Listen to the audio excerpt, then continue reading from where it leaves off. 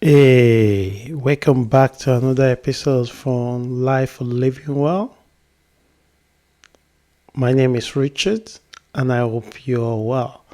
So, before we dive into the topic we have this week, I wanted to say if you'd like to know one or two things about Life for Living Well community, you can check it out on our website at www.lifeforlivingwell.com. You can also sign up for receiving daily a weekly article that we release every Tuesday. You can just put your email into the uh, subscribe form, and then you will be getting the email as soon as we release it weekly. So let's dive into it without taking much of your time. So what's the topic that I'm looking at this week? The topic I call it "Do not disperse a small beginning." So why do I want to talk about this particular topic? It's something that just flashed into mind sometimes last week, and remember the conversation that I've had with few people in the past, and I've seen people ask, "Oh, I wanted to do this, but the reason why I couldn't do it because it required a lot of capital." And then you have other people say, "Oh, I have an idea is what I want to do," but then you ask them what steps that you've taken and why you are doing it, and they cannot explain themselves clearly. So there's a lack of clarity in what they wanted to do. And you also have someone that believe that until they have a bigger resources, they cannot start a team. So, as we normally do, we take one individual word, which is motivation, to what we wanted to be, and we build around it.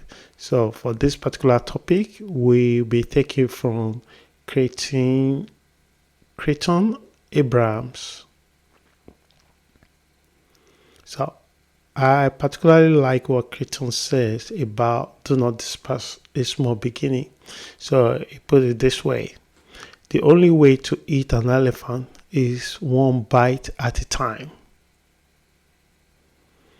And you'll be so mad if you have to put everything to your small mouth at once and your small belly at once.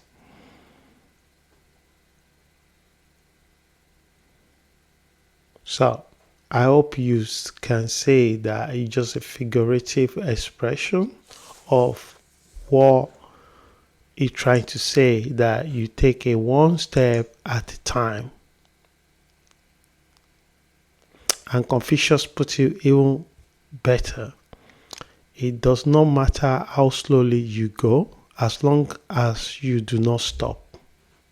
Again, all this word is motivation toward do not despise small beginning. You take a first step. So I've heard people say that they couldn't start a project or business for many reasons, such as, so they give reasons like capital, location, or some people talk about how old they become, that in their late 60s, they don't think they can start a business. Some people even think because of the color of their skins, it closed all the opportunity to them. It may well close some opportunity, but it cannot close all the opportunity to you. That is practically not factual. Some people actually thought that is the level of the education that if they're really, really well educated, they will have been so successful in life. I've seen people that didn't have the even secondary education, but they employ graduates. Graduates work for them. I've seen people that they don't know much about money, but they know how to make money. Some people say, I don't have the time. You wonder that they have 24 hours in a day, How did they use it?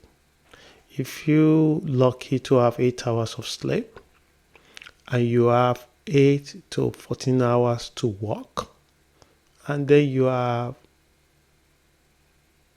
2 hours, 3 hours to play. So, how did you use your hour? Someone will ask me, how do you find the time to do a lot of things that you do in a day? So instead of me to answer the question straight away, I already know a little routine how the person spend their time. So my question is, how do you spend your time a day? So they manage to get 8 hours sleep. They go to work. They come back from work. They watch TV, and they watch some YouTube video on their laptop. And I remove the time they spend on the laptop. I spend on developing myself. That's how I break down to them. I spend the time to sit down on the TV, to read or go to the gym. And that's where they say, ho, ho, because doing one thing is sucking your energy. Another thing is keeping and increasing your energy. And you need the energy if you really want to create a lot of things, if you really want to make a lot of things happen. But in truth, these are mostly excuses not to start because of the effort required. And it could actually be because of the grandiosity of the project they have in mind. What is required to not be deterred or discouraged by small beginning goes beyond being a patient person. People think that if they're really just patient, things can just happen.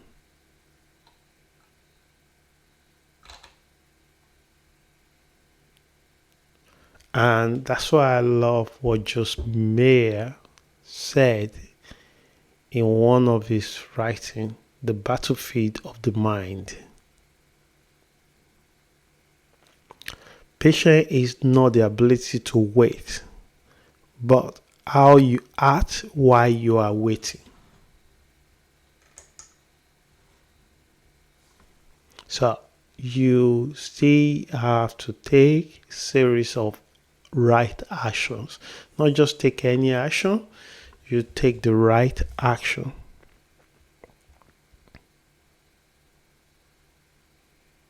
So it requires the attitude of a doer and someone that really have the clarity of purpose, why they need to do what they're doing.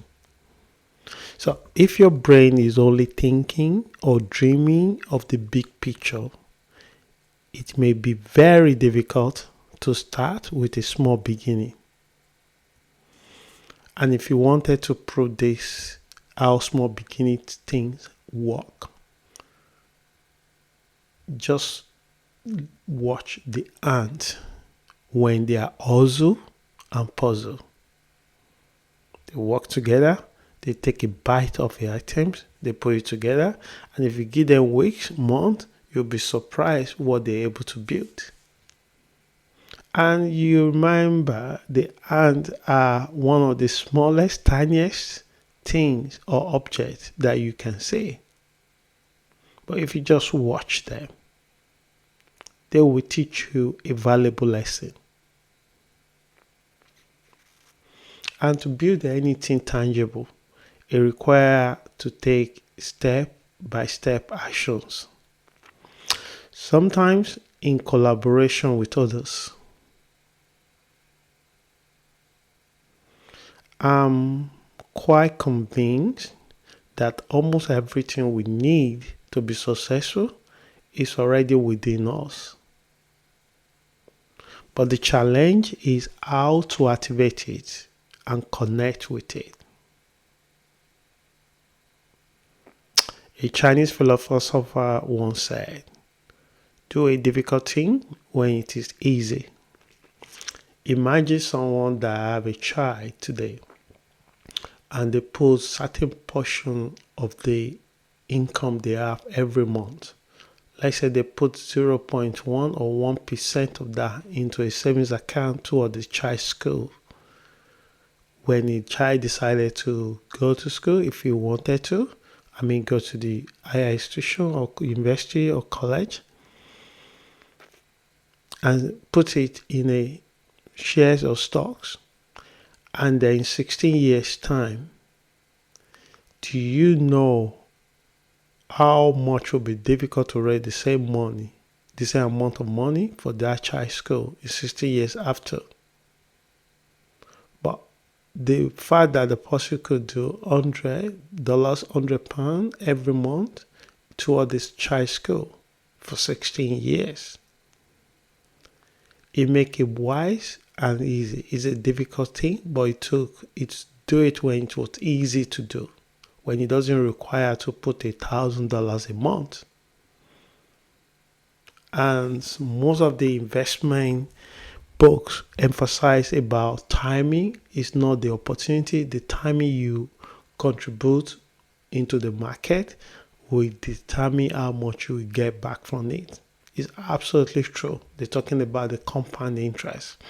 Somebody that been investing $100 for the last 40 years is far going to be richer than somebody that started investing $1,000 in the last 5 years, because of the compound values that are added to the money that you contribute.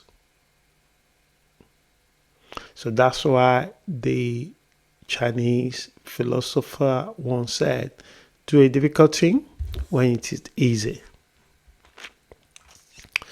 Someone wrote a book on how to eat an elephant, one bite at a time. So let's come back home. Let's try to be grounded.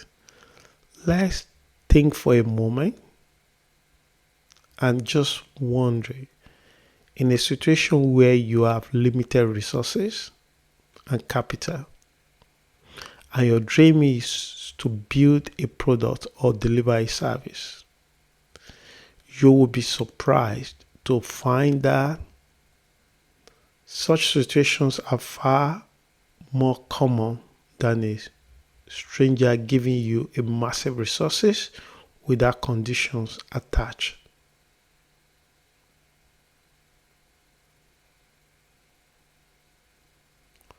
So people in their mind, they have the vision or the dream of the project or goals they want to follow. In their mind, they also focus on the limitation that will require them. And the end, they postpone it. They postpone it until they will never be able to do it.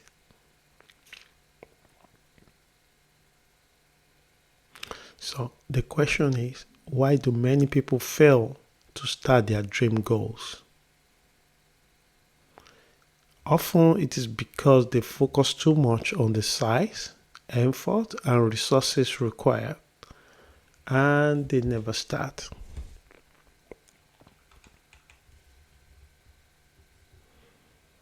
A bigger goal or difficult task is better started small. Just like a builder built a house. You cannot just say that the builder can build a house on paper completely, but when they implement it, they take a step at a time and they check each step, each phase before they commence to the next stage. So, but why is this difficult to do in our own personal life for many people? Often it is the desire for instant gratification. Human nature is not designed to labor for months toward a goal without seeing real improvement. Why is that? Because by nature, it is counterintuitive to resist the desire for instant gratification. Yet, it is the only tool available to break the barrier.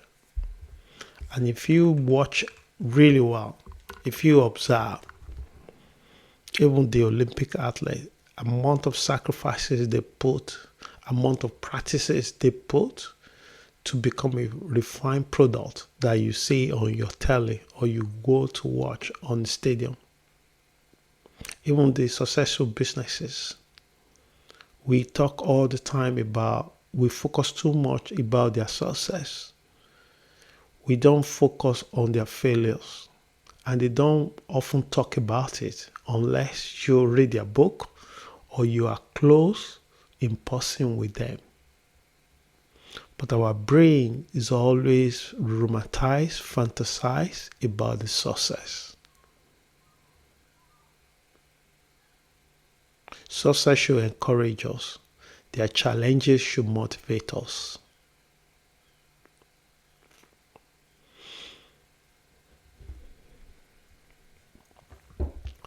Hardly can anyone create or achieve good or great things without taking a series of actions. Rather than focusing on the solution or outcome, consider the conditions as well.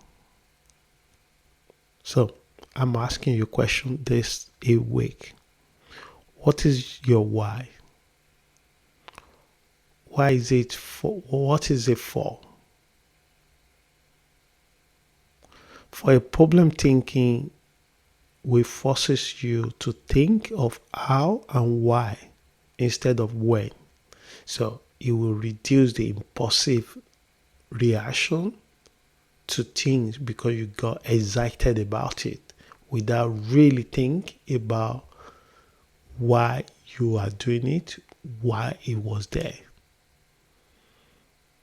Additionally, you may start a project or business without fully understanding why and how. It is easy to lose interest or get bored due to instant gratification and lack of clarity. So, as we bring this toward the end, let's quickly look at the benefit of embracing a small beginning. Number one, curiosity.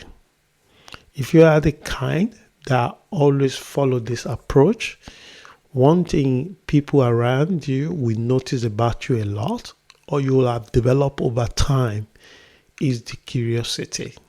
You don't take things for granted. Your eyes for details is so sharp like an eagle. Aspire to know and understand your drive for the goal objective. Ask questions and be able to explain why you are doing it. Number two, increased effort. You are consistent. You didn't let the setback affect your overall goals and visions. You tweak your approach, you tweak your method, you try different approaches. You increase your input and effort over time when it is easy and less difficult, and you will see the result with time. And the number three, the last one, authenticity. Who doesn't like someone that is real in a world that everybody wear mask, or most people wear mask? So it's refreshing when you meet individual that original. Many people love a child because of their authenticity, because of their natural way of living without being biased towards a person. Many people love the pet because of their natural state. as human to extent. Some are really damaged, some are damaged, some have healed themselves, some have done well to hide it and create a lot of masks to be living. But when you now meet someone that is authentic, real, so you develop and grow worthwhile values that are admirable. Finally, achieving real growth and results often requires taking small steps with a series of right action.